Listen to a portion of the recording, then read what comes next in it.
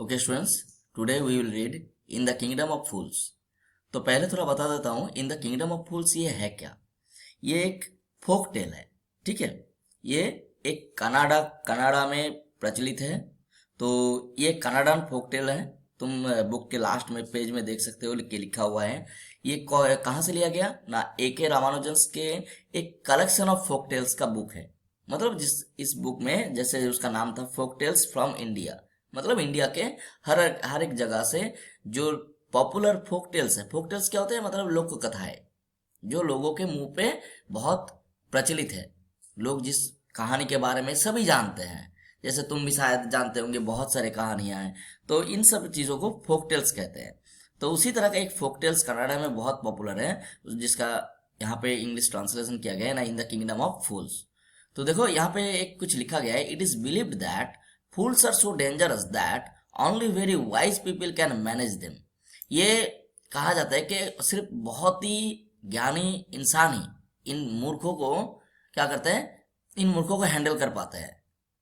और ये आम लोगों के बस में नहीं होता है, क्योंकि ये सब बहुत डेंजरस होते हैं। Who are the fools, who are the fools in the story, what happens to them. इस स्टोरी में तो फिर ये फूल्स है कौन, चलो और क्या होता है उन सब के साथ, चलो ये देख लिया जाए। तो स्टार्टिंग होते हैं ना, इन the kingdom of fools both the king and the ministers were idiots. देखो पहले लाइन पे ही पता चल रहा है, this is the striking line of this story, कि एक किंगडम था और उस किंगडम का नाम क्या था ना, किंगडम ऑफ फूल्स, मूर्खों का किंगडम। जिसमें बोथ द किंग, जिसमें राजा और साथ ही द मिनिस्टर, मतलब जितने सारे मंत्री थे सब क्या थे ना, इडियट्स थे, महामूर्ख थे। समझ रहे हो। They did not want to run things, वो सब क्या सोचे, they did not want to run things like other kings. तो वो सब सोचे कि नहीं, हम बाकी राजाओं की तरह काम नहीं करेंगे, हम कुछ दूसरा करेंगे, कुछ यूनिक सोचेंगे, मतलब कुछ नया। So they decided to change night into day and day into night. तो उसने ये सोच लिए कि हम दिन को रात कर देंगे, रात को दिन करेंगे। किस तरह से ना, यहाँ पे देखो, दे ऑर्डर दैट। तो दे कौन, यहाँ पे राजा और उसके मिनिस्टर्स, उन सब ने डिसाइड कर लिया कि दिन को रात में बदलना है, रात को दिन में बदलना है, क्योंकि बाकी राजा दिन को दिन में रखे हैं, रात को रात में रखे हैं, तो कुछ नया करना है। तो दे ऑर्डर दैट, वो सब ने ऑर्डर कर दिए, every one should be awake at night till there fields and run their businesses only after dark. तो उसने क्या ऑर्डर किए ना, every one should be awake at night, सब रात को जगेंगे, क्योंकि till there fields and run their businesses, ताकि उनका फील्ड्स में काम, जो खेती का काम हो, या फिर रन देयर बिजनेसेस, बिजनेस को चलाना है ना, ओनली आफ्टर डार्क। वो कब चलेगा ना, अंधेरा होने के बाद, मतलब शाम होने के बाद, सूरज डूबने के बाद ही वो खेती का काम कर पाएगा, बिजनेस चला पाएगा, मतलब जितने भी काम है कर पाएंगे। एनी वन हु डिसोबेड, अगर किसी ने, डिसोबेड का मतलब होता है ना मानना, जो भी इस रूल को नहीं मानेगा, ठीक है। एनी वन हु मतलब डिनाई, अगर कोई भी डिनाई करते हैं, डिसोबेड करते हैं, नहीं मानते इस रूल को, would be punished with death, उसको क्या किया जाएगा, उसकी मृत्यु दंड दिया जाएगा, उसकी मृत्यु का दंड दिया जाएगा। The people did as they were told of fear of death. लोग क्या करने लगे, लोग वही काम करने लगे जो डर के मारे, क्योंकि मृत्यु के डर से सब वही करने लगे जो ऑर्डर किया गया। भाई क्या कर सकते हैं, मूर्खों का साम्राज्य है। The king and the ministers way dilated at the success of their project. यहाँ पे देयर प्रोजेक्ट, यहाँ पे अगर क्वेश्चन हो जाए कि व्हाट वाज द प्रोजेक्ट ना, प्रोजेक्ट क्या था, to transform the day into night and night into day. तो ये प्रोजेक्ट जो है बहुत ही बढ़िया तरीके से सक्सेस हो गया, क्योंकि और इस बात पे, क्योंकि सारे लोग मानने लगे, और इस बात पे राजा और उसके मंत्री बहुत खुश थे, क्योंकि चलो प्रोजेक्ट सफल हुआ।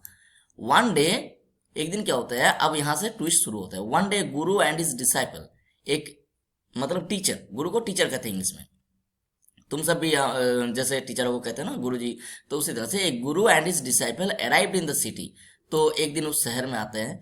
It was a beautiful day, ये बहुत ही सुंदर सा ब्यूटीफुल डे। क्यों, क्योंकि ना तो उस दिन बादल छाए हुए थे, ना ही तूफान आया था, बहुत ही एकदम सनशाइन वाला दिन था। It was broad day light, और दिन भी हो चुका था, ऐसा नहीं कि अभी बहुत सुबह है, नहीं, अभी मान के चलो ऑलरेडी 9 बज गए दिन के, या फिर उससे भी ज्यादा। But there was no one about, लेकिन वहां पे क्या है, but there was no one about, लेकिन कोई उस शहर में दिख नहीं रहा था। एवरीवन वाज asleep, सब क्या कर रहे थे, सो रहे थे। Not a mouse stirring, even एक चूहा भी उसमें हिल नहीं रहा था। क्योंकि चूहा भी कैसे हिलेगा, क्योंकि पूरा रात भर लोग जगे रहेंगे, तो रात भर चूहा भी तो बेचारा कुछ कर नहीं पाता है, खा नहीं पाता है। तो दिन में भी वो सब एकदम जैसे कहें, मतलब यहाँ पे बताया गया है कि ताकि everyone was sleep not a mouse stirring, मतलब एकदम कोई भी, जैसे आधी रात को होता है, कोई भी आवाज ना हो, इस तरह की कोई हलचल नहीं दिख रहा है। Even the cattle had been taught to sleep by day, cattle मतलब बैल बकरियां, सब सब अपने आप को जैसे सिखा ली है कि दिन में सोना है। ठीक है। The two strangers were amazed by what they saw, तो ये जो दो स्ट्रेंजर कौन है यहाँ पे, गुरु एंड हिज डिसाइपल, गुरु और शिष्य जो था, वो दोनों पूरी तरह से एकदम अमेज्ड का मतलब क्या है ना, चौंक गए। They shock totally. What they saw, जो उसने उन दोनों ने जो देखे, क्या देखे ना, अराउंड देम, मतलब आसपास आसपास जो देख के पूरी तरह से शॉक्ड हो गए, ऐसा लग रहा है कि एकदम पूरी तरह से डेड सिटी है। And wandered around town till evening, और पूरा वंडर्ड का मतलब moving here and there aimlessly, बिना कोई मतलब के, मतलब चारों ओर पूरे टाउन में घूमते रहे टिल इवनिंग, शाम होने तक। When suddenly the whole town woke up and went about its nightly business, और उसी टाइम जब वो घूम रहे थे, देख रहे थे पूरा शहर को कि क्या हुआ है भाई, पूरा शहर क्यों खाली पड़ा हुआ है, तो तभी देखे when they suddenly the, क्या हुए ना, तभी अचानक से पूरा शहर जो है वो जग जाते हैं। And went about it's Knightley business, Knightley business क्या है, मतलब जो काम हम सब दिन में करते हैं, मतलब अपने डेली काम, वही रात को शुरू हो गए काम।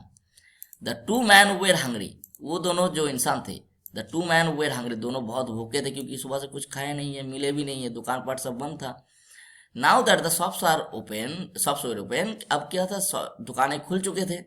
दे went to buy some groceries, अब वो दोनों क्या किए, कुछ ग्रोसरीज खरीदने गए। ग्रोसरीज का मतलब होता है जो डेली की नेसेसिटीज होते हैं, मान के चलो चावल दाल ये सब चीजें। टू देयर एस्टोनिशमेंट, अब उन दोनों की जो एस्टोनिशमेंट, मतलब उन दोनों को सबसे बड़ा शॉक कब लगा, एस्टोनिशमेंट मतलब to their amazement, same word है। दे फाउंड दैट, वो सब क्या, दोनों क्या देखे, एवरीथिंग कॉस्ट द सेम, सारी चीजों की जो कीमत है वो एकदम सेम टू सेम है, एक ही कीमत है। सबकी कीमत क्या है, नहीं सिंगल डुडू, ये सिंगल डुडू, डुडू क्या है, डुडू वाज द करेंसी। ठीक है, एक it is a one kind of currency था, एक मतलब अभी नहीं है, it was one kind of currency that was popular on that city, उस सिटी में पॉपुलर था। Whether they bought A measure of rice और ए बंच ऑफ बनानास, भले वो कुछ चावल खरीदे या फिर बनाना खरीदे, कोई फर्क नहीं है, इट कॉस्ट ए डुडू, उसकी कीमत क्या था, एक डुडू था। The Guru and his disciple were dilated, अब गुरु और उसका शिष्य बहुत खुश हुआ, अरे वाह बहुत बढ़िया है। They had never heard of anything like this, actually क्या है, वो दोनों जो है ऐसा कभी सुने नहीं थे। Never heard of anything like this, इस तरह की घटनाएं कभी सुने नहीं थे, मतलब देखे भी नहीं थे। They they could buy all the food, वो सब क्या कर सकते थे, they could buy all the food they wanted for a rupee, तो एक रुपए में उसने बहुत सारा सामान खरीद लिए। अब मान के चलो एक रुपी क्या है, मान के चलो पहले जमाने में जैसे कि तुम पैसा है, पैसे के बाद 100 पैसे जोड़ के एक रुपए होते हैं, उसी तरह से मान के चलो डुड्डू भी एक पैसा है, तो उनके पास बहुत, मान के चलो पैसा नहीं है, वो अलग करेंसी है, लेकिन मान के चलो बहुत सारे डुड्डू है, तो एक रुपए में उस समय ने बहुत कुछ सामान खरीद लिए। When they had cooked and eaten, उसके बाद जब वो खाना बनाए, मान के चलो उस टाइम तो सोचने की मौका नहीं है, भूख लगे बहुत तो खरीदे और आ गए। And they had cooked and eaten, वो खाना बनाए और खाना खाए। द गुरु रियलाइज, तब गुरु को पता चला, मतलब गुरु ऑलरेडी रियलाइज कर चुका है that this was a kingdom of fools, ये एक मूर्खों की साम्राज्य है। And it would not be a good idea for them मतलब कौन ना, गुरु और शिष्य करे, ये बढ़िया आइडिया नहीं होगा, क्या आइडिया ना, टू स्टे देयर, कहाँ पे ना, उस किंगडम ऑफ देयर का मतलब उस किंगडम ऑफ फूल्स किंगडम में रहना अच्छा नहीं होगा उन दोनों के लिए। This is no place for us, let's go, ये देखो डायरेक्ट स्पीच में है, ये गुरु जो है अपने शिष्यों को कह रहे हैं, ये हमारे लिए जगह नहीं है, चलो यहाँ से भाग चलते हैं। He said to his disciple, वो अपने डिसाइपल को बोले। But the disciple did not want to leave the place, लेकिन डिसाइपल जो है बड़ी मतलब खाने वाले इंसान थे, तो वो कह रहे हैं नहीं अभी मैं नहीं जाऊंगा। Everything was cheap here, cheap का मतलब होता है जो सस्ता है, सब कुछ सस्ता है यहाँ पे। All he wanted was good cheap food, उसको जो चाहिए था वो था बहुत ही अच्छा और कम कीमत में खाना। तो गुरु सेठ, तब लास्ट में गुरु कहते हैं दे ऑल आर फूल्स, ये सब महामूर्ख है, सब मूर्ख है।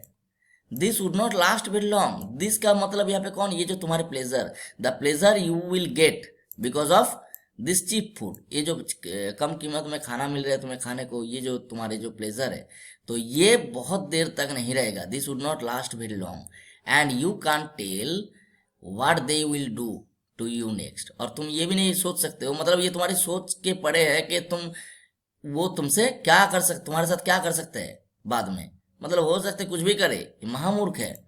But the disciple would not listen, लेकिन क्या किए, the disciple would not listen to the guru's wisdom. Wisdom का मतलब होता है ज्ञान, ठीक है, उसकी जो ज्ञान की बात है वो सुने नहीं। ही वॉन्टेड टू स्टे, उसको रहना था।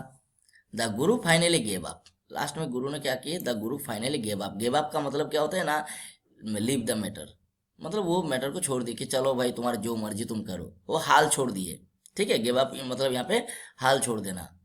डू व्हाट यू वांट, और क्या कहते हैं, चलो तुम्हारी जो मर्जी तुम करो, आई एम गोइंग, मैं जा रहा हूँ, एंड लेफ्ट, उसके बाद चले जाते हैं, गुरु चले जाते हैं। The disciple stayed on, disciple वहीं पे रह जाते हैं। Ate his fill every day, और वो अपने, एट हिज फील का मतलब ही filled is belly every day, वो हर रोज अपना पेट एकदम पूरी तरह से बढ़िया से भरते थे। किस चीज से भरते थे ना, bananas and ghee and rice and wheat, banana खाते थे, घी खाते थे, rice and wheat, and grew fat like a street side sacred bull. और किस तरह के मोटे हो रहे थे, एकदम स्ट्रीट साइड, मतलब जो रास्ते में घूमने वाले जो बुल है, मतलब सांड, एकदम सेक्रेड सांड। सेक्रेड सांड क्यों ना, वो सांड जिसको छोड़ा जाता है, कुछ मतलब यज्ञ के बाद सांड को छोड़ दिया जाता है, कुछ कुछ लोगों की मानत होते हैं तो वो छोड़ते हैं। अब उसको कोई मारते पीटते नहीं है, वो क्या होता है अपने मन मर्जी से घूमते रहते हैं, कहीं भी खाते रहते हैं। तो इसीलिए सैक्रेड बुल को बुल की तरह, वो जिस तरह से वो खा पी के मोटा हो जाते हैं, क्योंकि उसको कोई मारते नहीं है पीटते नहीं है, वो अपनी मन मर्जी करते रहते हैं। तो यहाँ पे भी ये भी खा पी के एकदम मोटा हो रहा था। वन ब्राइट डे, एक दिन बहुत ही ब्राइट डे में क्या होता है, a thief broke into A rich merchants house. एक दिन एक चोर जो है वो क्या करते हैं, ब्रोक इनटू मतलब एंटर्ड विदाउट परमिशन, कि मतलब दीवार दीवार किसी चीज को तोड़ के वो अंदर घुसते हैं, ठीक है, मतलब फोर्सफुली ही एंटर्ड। लेकिन यहाँ पे फोर्सफुली मतलब चुपके से ही घुसे हैं किसी जगह को होल बना के। He had made a hole, वो क्या किए थे, एक होल बनाए थे, कहाँ पे ना, इन द वॉल, दीवार पे। एंड स्निक्ड इन, स्निक्ड इन का मतलब स्लिप्ड इन, एकदम सटाक से घुस गए अंदर।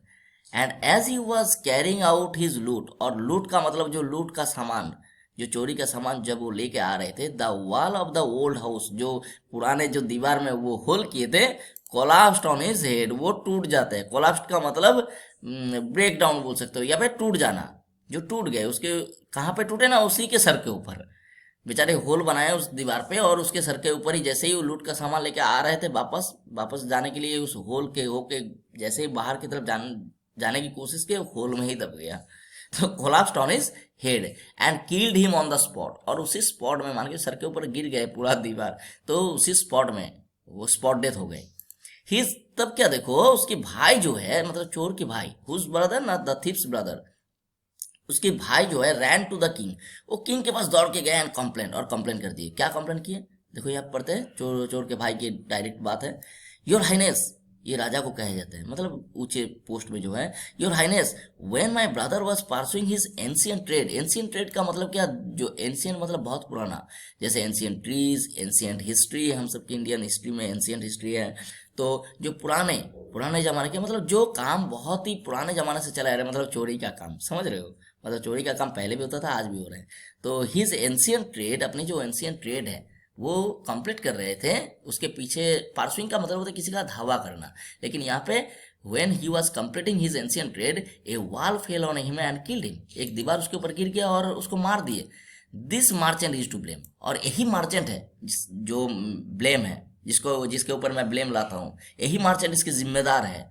He should have built a good strong wall, वो एक अच्छा सा स्ट्रांग वॉल बना सकते थे। You must punish A wrong doer, आप इस गलती करने वाले को सजा दीजिए, and compensate the family for this justice, और इस जस्ट हमारी फैमिली को कंपेंसेट दीजिए, मतलब जो फाइन है, मतलब ये मर गया इसकी वजह से, जो हमें एक इसके कोई भरपाई करना चाहिए, तो इसकी भरपाई करिए और इस गुनहगार को सजा दीजिए। सोचो, चोर कंप्लेंट कर रहे हैं किसके बारे में, जिसके घर में वो चोरी करने गए हैं। तो ओके बच्चों, तो ये मेरा फर्स्ट वीडियो है, सेकंड वीडियो अभी आएगा, तो इसको लाइक करके एंड आशा करता हूँ तुम्हें अच्छा लगा होगा, तो लाइक कर देना जरूर। Thank you.